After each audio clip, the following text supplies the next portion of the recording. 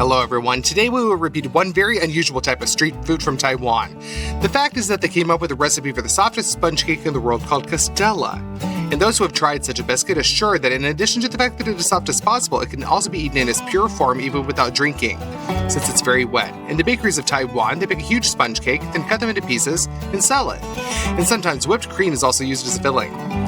Let's repeat the softest biscuit in the world. Let's go! We will need a very large number of eggs. We open them up.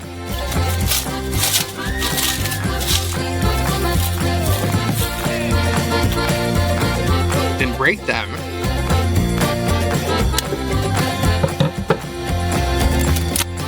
And very carefully open the shells so that the yolk remains intact. If at least one yolk breaks, then nothing's going to come out of this.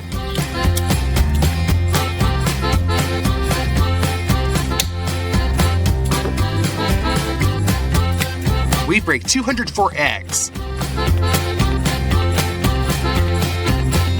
We have a container full of eggs. Now they need to be divided into whites and yolks. It is very simple to do this. We take the yolk in our hands, the protein slips between our fingers and simply separates until the force of gravity. We also do this as carefully as possible so as not to crush the yolk.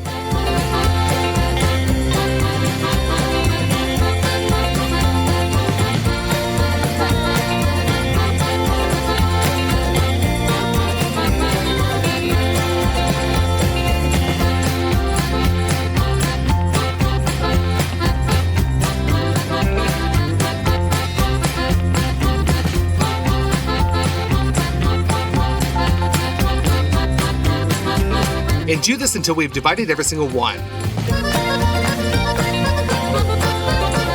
Done. Now we need a huge saucepan, into which we pour 3.4 liters of milk.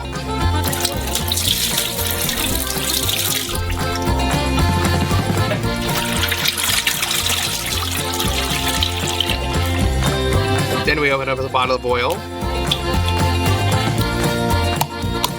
Pour out 900 milliliters.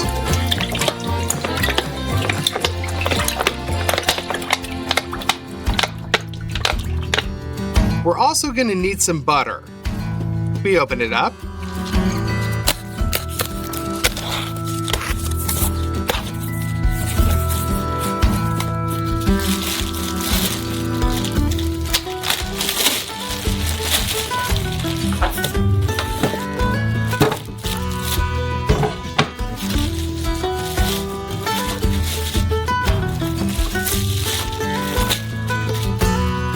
This briquette of butter weighs 5 kilograms. We need exactly half.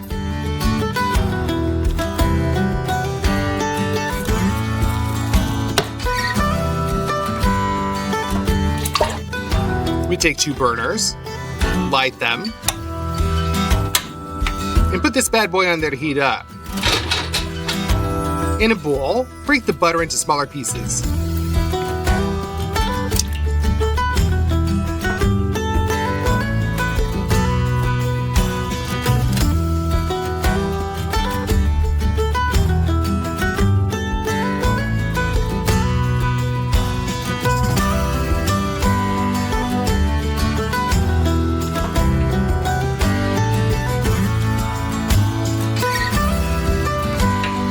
Heat the milk so that the butter is completely melted. Meanwhile, we measure the flour on the scales. We need 3.4 kilograms.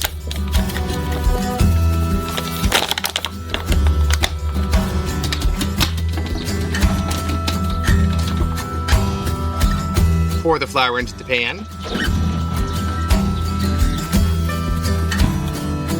Knead first with a spatula.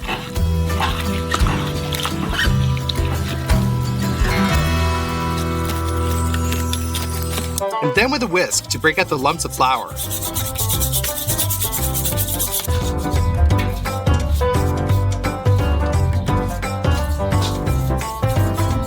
When the mass has become homogeneous, we set all the chicken yolks and mix it all until smooth.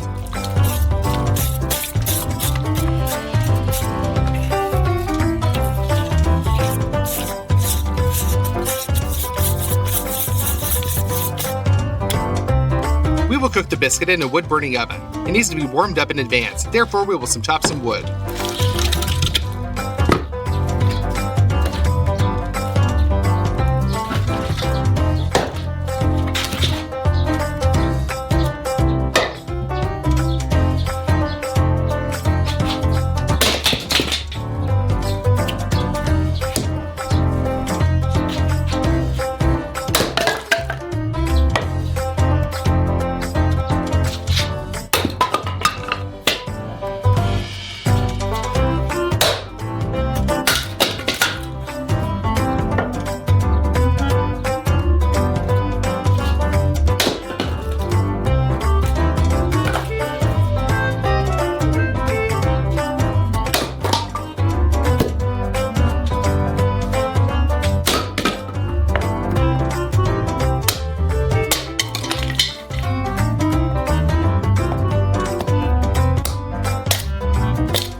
We lay out the firewood with a well.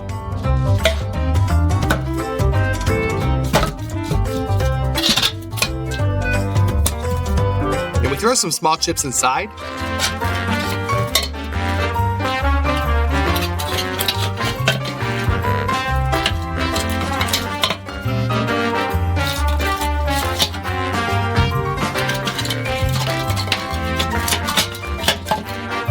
And ignite it all with a burner.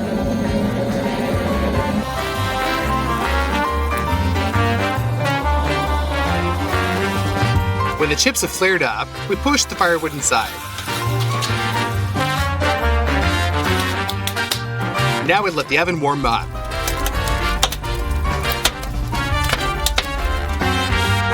We put a container with the egg whites on the table, as well as the bowl into which we pour 4 packs of sugar.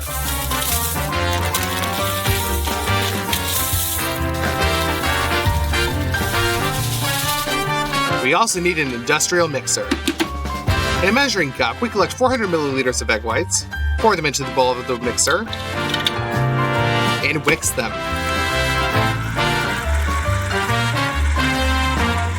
As soon as the foam begins to appear, we collect the sugar and gradually pour it in.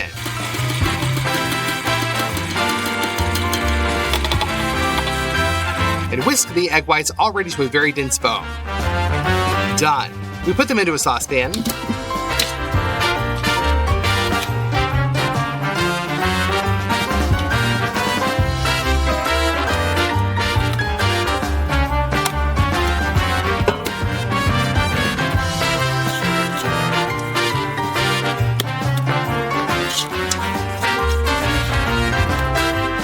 And carefully mix this foam into the dough.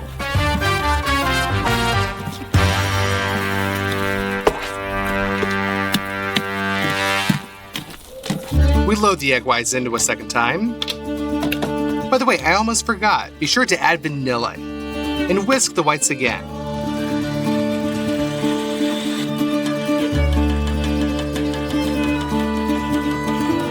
While all this is being whipped up, we throw more firewood into the stove.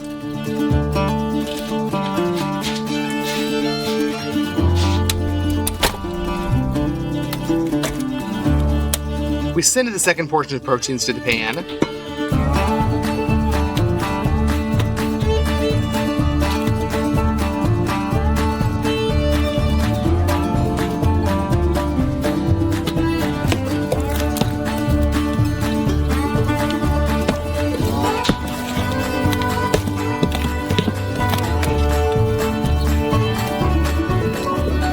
We continue to whisk and mix the proteins until they run out. It took us 4 hours. Meanwhile, the stove is already warmed up as well. We remove all the coal from it with a shovel.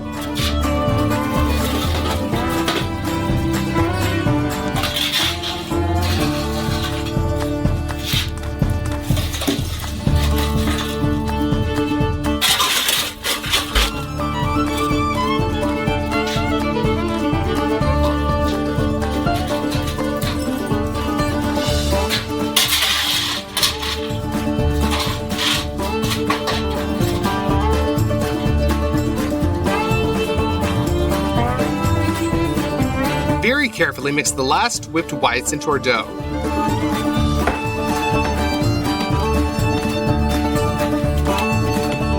It turned out to be unrealistically easy. Now we take an iron bath, put a mold into it, and pour oil in it.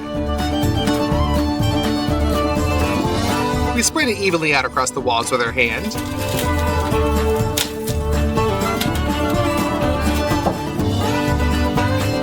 Lay out some parchment paper.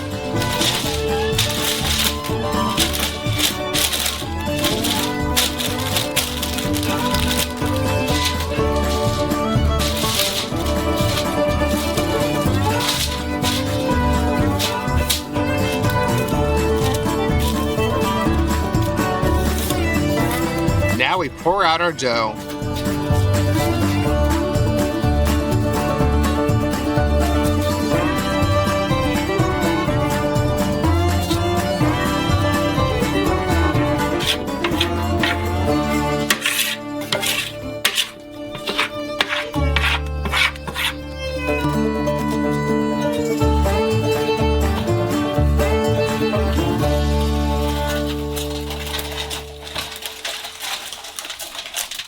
And now the most important thing. To make the sponge cake even wet, pour hot water into the lower bath.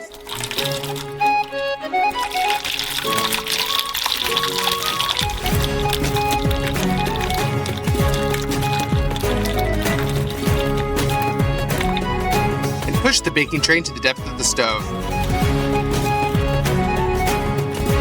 That's it. We close the oven with 2 shutters in order to keep the temperature we need at 160 degrees for as long as possible. While our biscuit is baking, open the cream with a fat content of 35% and pour 1 liter into the bowl of the mixer.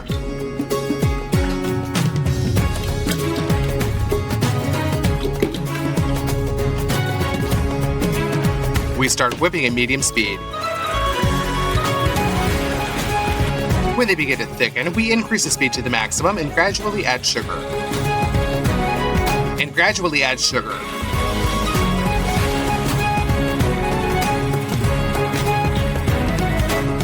3 minutes and the cream is whipped. We put a large pastry bag on a high container and transfer the whipped cream.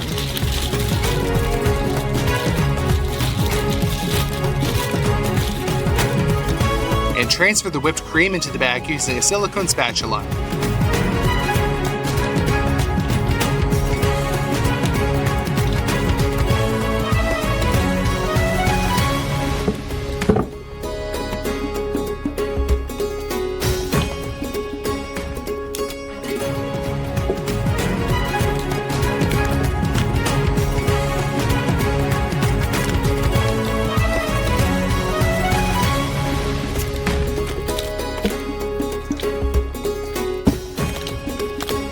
We take out the bag.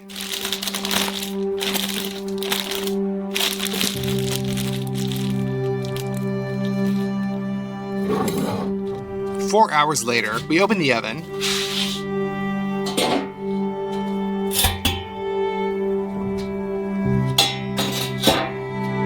And it looks like our biscuit is ready. We put on some gloves and take it out.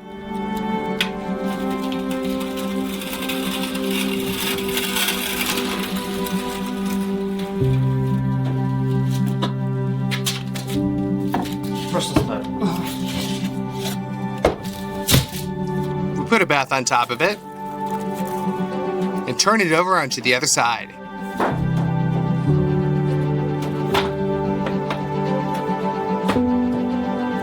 We remove the main baking sheet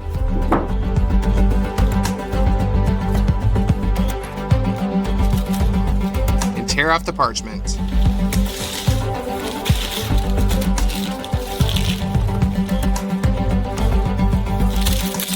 We apply a cutting board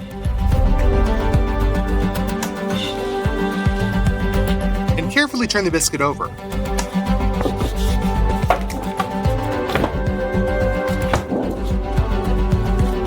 In my opinion, everything worked out for us and the biscuit is very soft. And when pressed, it makes a sound like a sponge. Let's cut it up.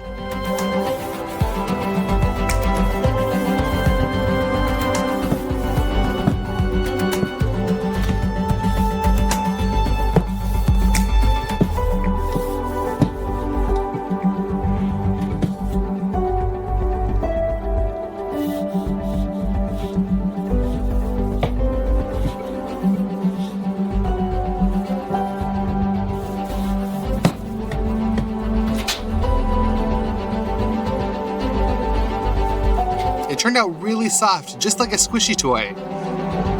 Cut the piece lengthwise.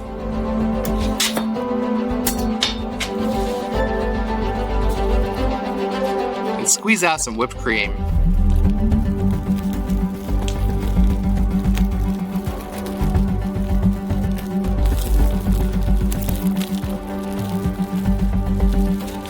Cover with the second piece of sponge cake, and let's try.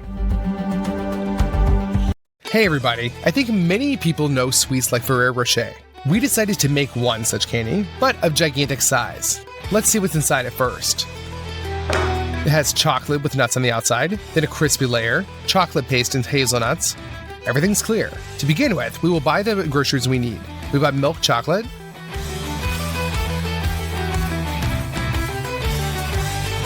a lot of sugar, 2 boxes of cocoa powder, 2 boxes of butter, 5 kilograms each.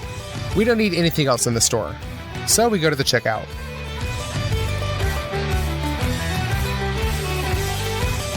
Our check came out to $190.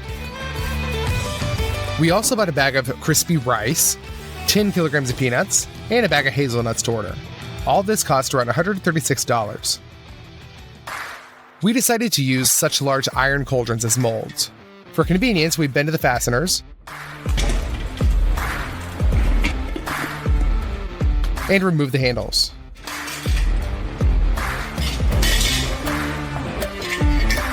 We turn the cauldrons over,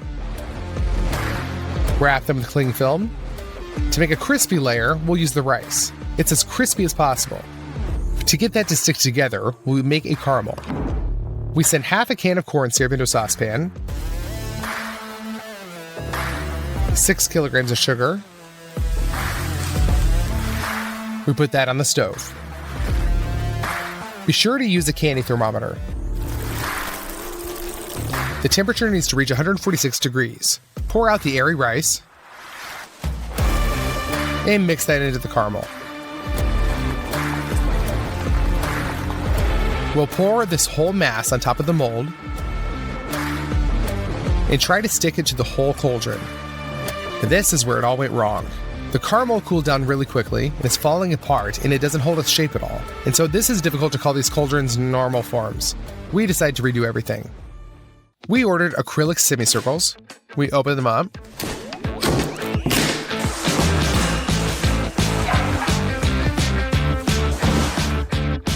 And take them out. I think that this is perfect. So to keep everything from sticking to the molds, we spray with oil from a can onto the inner walls of the circle. This time, to get the rice to stick, we'll use marshmallows.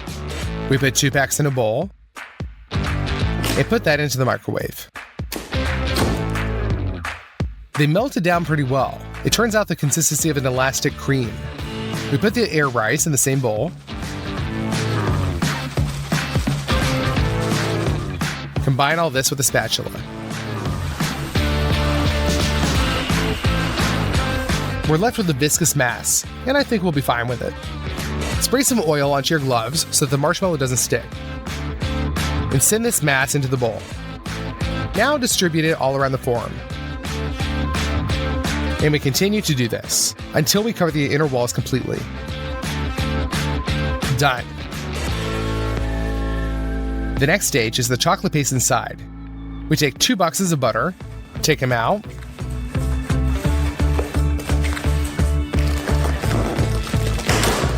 and put 2 sticks into a saucepan. We put it on the stove so that it melts. And done. Now we need a lot of condensed milk. This one we have left after the last video. We need peanuts and cocoa. Put the blender bowl on the scales and put 300 grams of peanuts into it. 2 tablespoons of cocoa. We open 2 cans of condensed milk.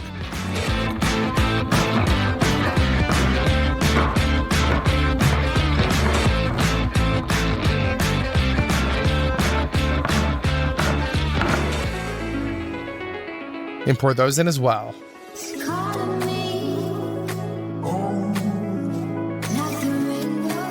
And last but not least, 200 grams of butter. Cover that with a lid and put it into the blender and turn it on. We grind this until we get a homogeneous mass. The consistency of the paste, like Nutella, is quite dense. Using a spatula, we shift the paste into the bowl.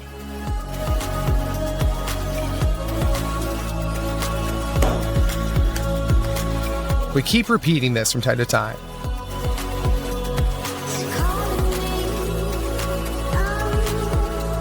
And after about 6 hours of work, the condensed milk, butter, and almost all the nuts are finished. And the forms are even less than half full. I had to buy all the groceries again. We continue making the chocolate paste. Now, once the forms are completely filled, it took 8 hours. And finally, this stage is finished. The next layer is the whole nut. We need to make 2 huge halves of hazelnuts. We'll use a lot of this nut. Now, the hazelnuts are raw and don't really smell. To fix this, pour it into 2 baking sheets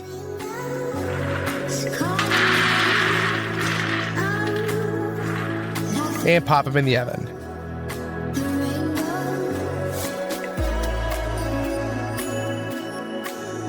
Let them warm up for 20 minutes to release their fragrance. To hold the nuts together, we'll cook another caramel. The composition is exactly the same. Corn syrup, a packet of sugar, and water. Pop all that on the stove, and be sure to use a candy thermometer. As soon as it's 145 degrees, we take out the finished nuts and put them into the saucepan.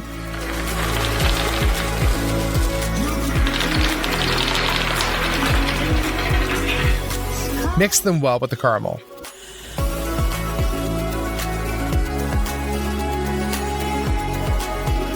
We move this over to a bowl, which is the same shape as our hemisphere. Done. As soon as the caramel is hardened, we remove the bowl and tear off the parchment paper. We're left with a perfect half of a huge nut, or rather 2. Just put them in the middle of the mold into the chocolate paste.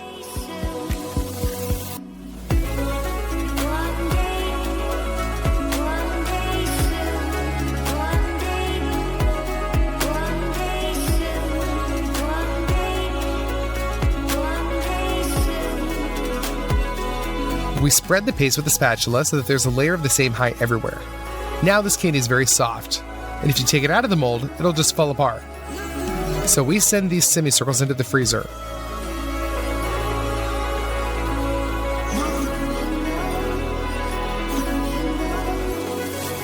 That's where they'll cool down, and the chocolate filling will become dense. 2 days later, and the candy is completely cooled. Before you get to it, you need to prepare a lot of things. First, make the packaging. We bought this kind of packaging gold paper. To repeat the design, we crush it with our hands. Then we straighten it back. We unwind the double-sided tape and glue on another sheet.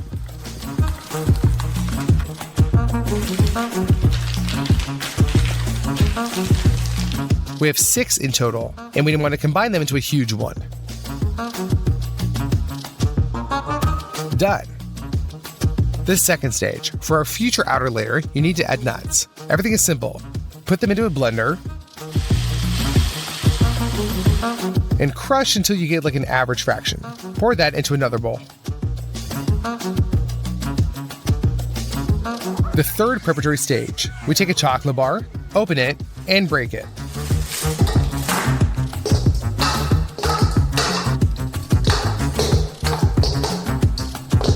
We fill the whole bowl with these pieces.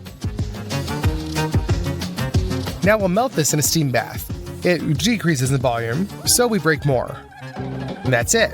We have a bowl of hot chocolate. Now for last. Make some more chocolate paste in order to glue the halves together.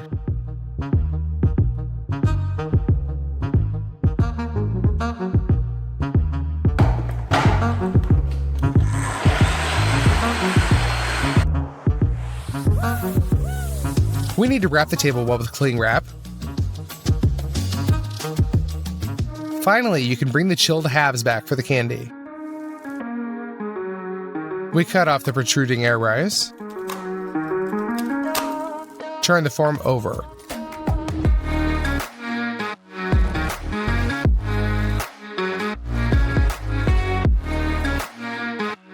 That's 1/2. Now for the second one.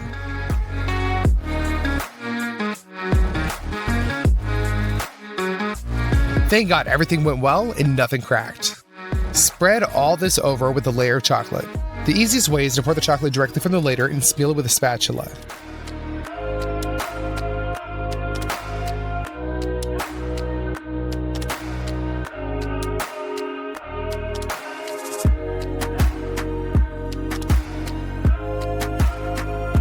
Now sprinkle the crushed nuts on top until they stick to the whole candy.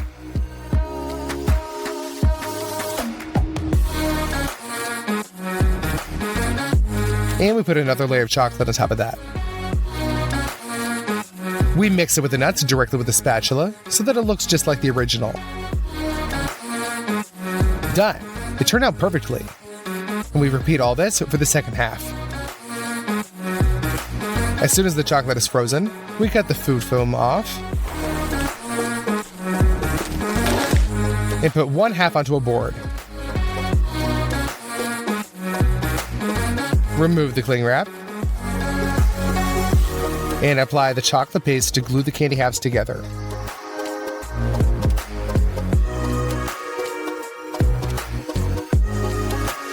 We put the second one on top. Everything is almost ready, and I feel like this is just as similar as possible to the original small version. So let's seal it. Due to the fact that this is paper, not foil, it turned out not very smoothly, and so the final touch is the sticker.